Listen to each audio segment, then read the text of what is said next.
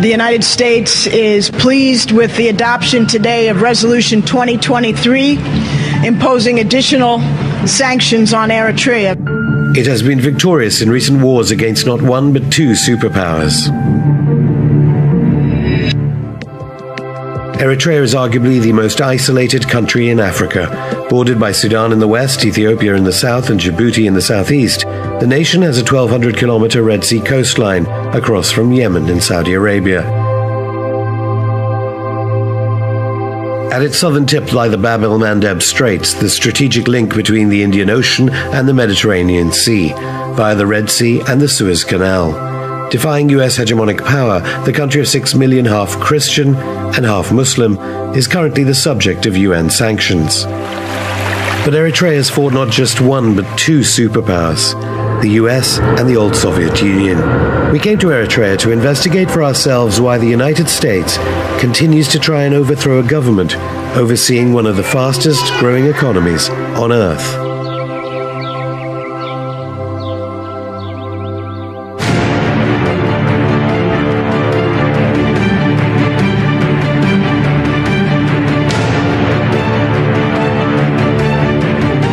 The tank cemetery in the capital Asmara symbolizes how the nation of Eritrea has defied Western neoliberal economic, political, and cultural agendas.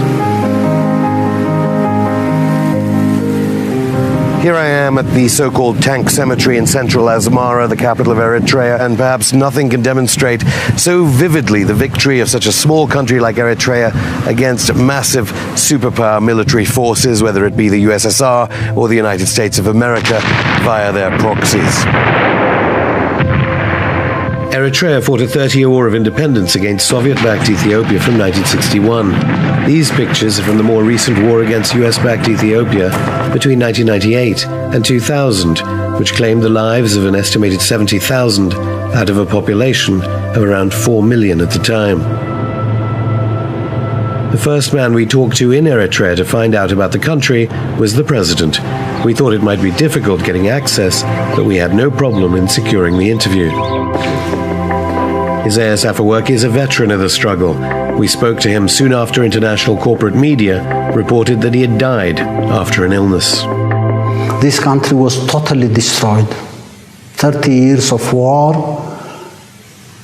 more than 200,000 troops trampling on, destroying everything. There was nothing in this country. It's only 21 years now we're talking about an independent nation. How long can you take to build this nation from scrap or below scrap? Everything was destroyed, no roads, no electricity, no water, no health, no education, nothing was there. So it was a very difficult task for us. We can talk about achievements in the last 20 years, but these achievements are simply repairing what was damaged and creating a favorable ground for building a nation. During our interview with the president, he said we could go anywhere and film anything we wanted to in his country. The International Committee to Protect Journalists recently said that Eritrea was the worst country on earth to be a journalist. But we were told what to put in this documentary was at our own discretion.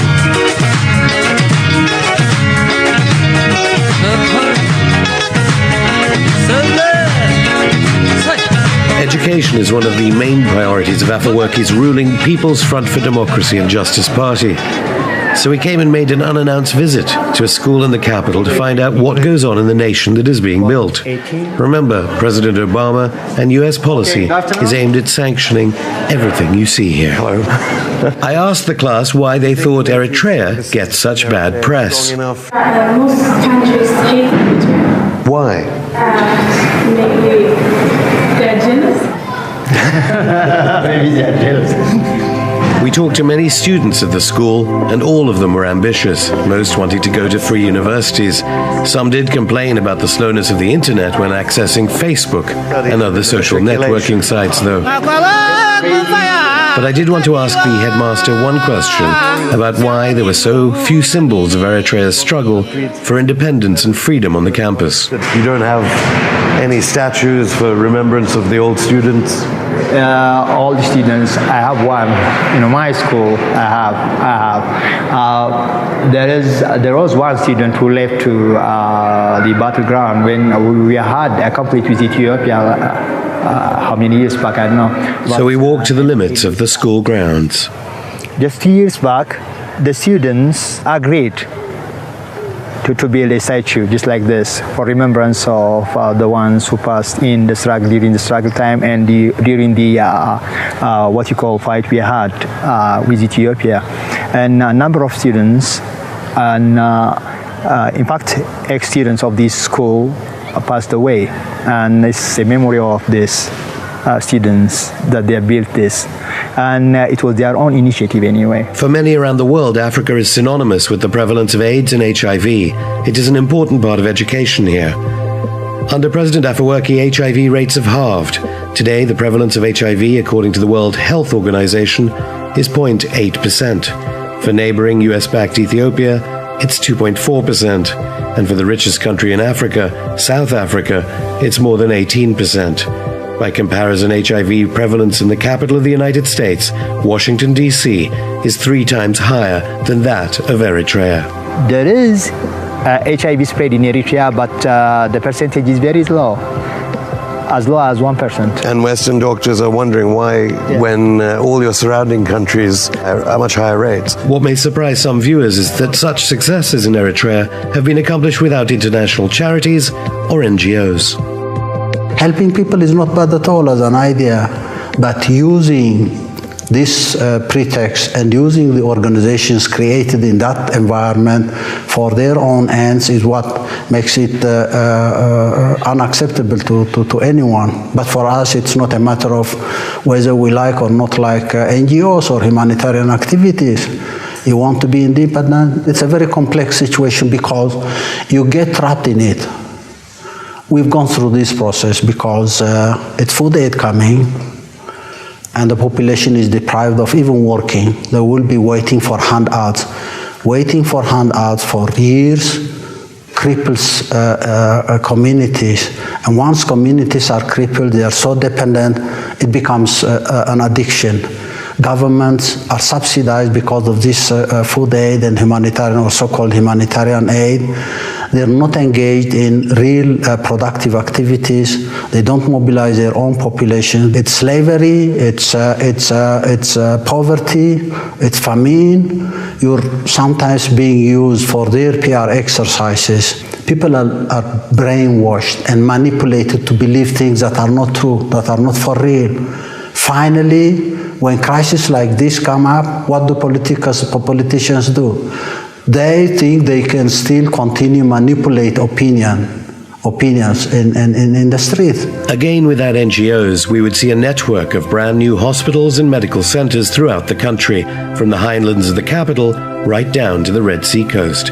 We went again, unannounced, to one of Eritrea's many free hospitals to see for ourselves why healthcare statistics in the country are such a source of optimism. According to the World Health Organization, life expectancy in Eritrea is 66. That would make it 7 years higher than US-backed aggressor Ethiopia, and around the same as the state of Mississippi in the richest country in the world. As for maternal mortality statistics, this is what a former revolutionary fighter, Lul Gabrib, now president of the National Union of Eritrean Women, told us. The clinics, health centers are working on it. If it was 1,000 women of maternal mortality from 100,000 in 1995, now it has gone to 450, which is one of the best achieved in the African continent, especially in the sub-Saharan African countries. The child mortality rate has also reduced at a level which is not yet acceptable, because we want to have a zero level, but if you compare it with the Millennium Development Goals, we are on the right track. Certainly no comparison to countries that have allowed international so-called humanitarian agencies to run their healthcare. During the time of the independence, what the Eritrean government, or at that time the EPLF, inherited was a devastated infrastructure. So it has to start from scratch to provide service to the Eritrean population. So the first thing that was conducted was to formulate a national health policy. You see, some governments would immediately invite Western agencies in to dictate the way the health system worked, as in so many African countries after independence. No, because I think we have a different experience, even during the war for the liberation of the country. Infrastructural development has been key to the development of Eritrea in the 21st century. Do we need aid? We can't live with aid. We don't need aid. So we'll have to have an alternative. We need to develop our own capabilities. We need to go through a phase where we have to invest in a sustainable economy. We've made our choice from day one. Key to Eritrea's development is treading a path that avoids statist bureaucracy, but still holds true to the values of the revolution. Unannounced again, we dropped in on a large private Eritrean-Italian textile factory named Dolce Vita, after the famous Fellini film about isolation in capitalist Italy. The working conditions would compete with anything found in the developed world, and I should repeat that this was a visit not organized by the government. Well, I have to say, even I'm a bit amazed by this, because, of course, childcare as women get into the workforce has been a major news story in Europe. Apparently, this factory has creche facilities for working mothers. And you can see how miserable the children look, obviously not happy at all with the quality of care. Eritrean private enterprise. But what about US-sponsored UN sanctions aimed at destroying the Eritrean economy? Surely they must have an impact. So sanctions have no effect on this? No effect, because this is a private company. It's 100% owned by private owners. So no problem with sanctions, no problem exporting, and till now we are doing very good. Not only do sanctions not affect the factory, they foster the Eritrean concept of self-sufficiency. Government infrastructural investment has made it possible for the business to be involved in the full textile cycle, from cotton plantations to finished shirts for export. We spoke to Stefano Bonazzi, who runs the factory in the capital of Asmara, about what it was like doing business in Eritrea, and given Western NGOs' concern for human rights, how the workers are treated. Well, describe what a typical worker at your factory's day is and what... 8 hours. 8 hours we work every day, and we have two break, one in the morning, one in the afternoon, 15 minutes. We give some food like bread, tea, fruit, banana. We try to support, we try to help also with the nursery, you see, because we think the benefit, the people, is very important to support the life. You're a businessman. Why do you think the West has such a problem with Eritrea then? And when you're in Italy and you say you do business with Eritrea, do people say, why? When we start, I told you frankly, when we start, he said, where is Eritrea? The first question. And the second, you are crazy mind? One customer told us, why you go to Eritrea? Why you don't go to Egypt? It's very close to Italy. Why don't you go to Tunisia? It's very close. That would have been Mubarak's Egypt. Yeah. No, and he said, but Eritrea is not stable, it's the war, and we said, no, we think Eritrea for us, for Italy, for Italian people, is the historical colony. We are very close, biggest energy. Asmara is an Italian city. When we start, it's very, very hard. You don't believe to convince the customer to come to see. You don't believe. Nobody believe. Nobody want to come. You think no. You go to Eritrea, but it's the bomb. It's the war. It's not true. It's not true. We decided to leave the capital and look at the rest of Eritrea to further investigate the achievements of the revolution. As we drove out of Asmara, we came across some cemeteries. Italian colonials are buried here. They came here around the end of the 19th century. The Italians were supposed to leave at the end of World War II, but the British, who then took over, said, you know, stick around a bit more. We don't want any non-white Eritreans running Eritrea. As for British colonialism, we drove a bit further and discovered an Eritrean gardener watering the graves of British soldiers killed in World War II. There's been a degree of rapprochement between the present British government and that of Eritrea, but I don't think the present Foreign Secretary or the mandarins of the British Foreign Office could imagine the care taken by the Eritrean government over the graves of those fallen British soldiers during the battles of the Second World War with Nazi fascist Italian troops. The highlands of Eritrea saw widespread deforestation ever since the beginning of the Italian colonial period that began in the late 19th century. To preserve the environment, unique irrigation systems have been built across the country, but what's more spectacular about the breathtaking journey was the winding road that leads to the Red Sea coast. It cuts through the mountains. It is an exceptional piece of engineering, costing lives, but a testament to Eritrea's ability to construct highways despite US-backed sanctions and attempts to sabotage infrastructural development. I'm still in the highlands, but on the road down to Massawa on the Red Sea from the capital Asmara, and people like to stop off for a cup of coffee, but it's very different to the kinds of coffee produced by massive multinationals like, say, Nestle.